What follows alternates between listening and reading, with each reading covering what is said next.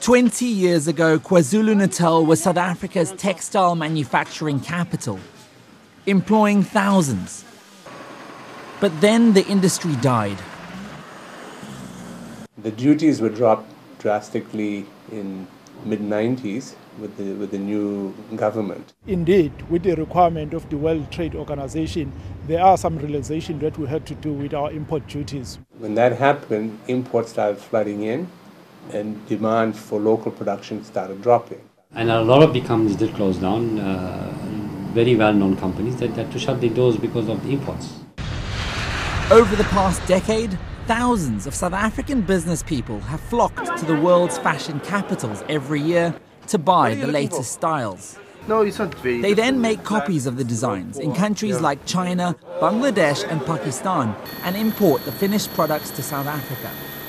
But in early January, the rand weakened to a 5-year low and South African companies saw opportunities. When the rand got weaker and with the Chinese currency and other issues that's affecting the country, local is now looking much more positive.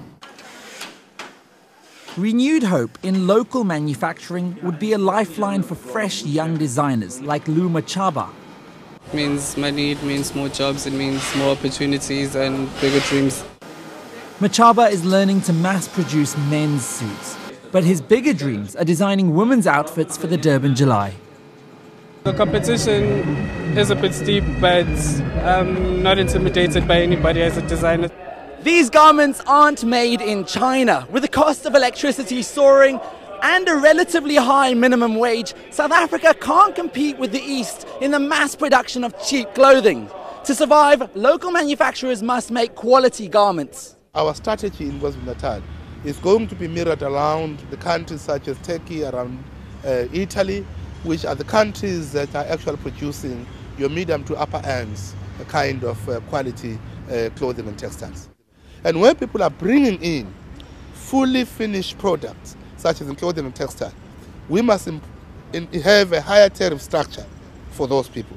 Local manufacturers support proposals to increase taxes on finished textile imports, but they also need decreased duties on fabrics coming into the country.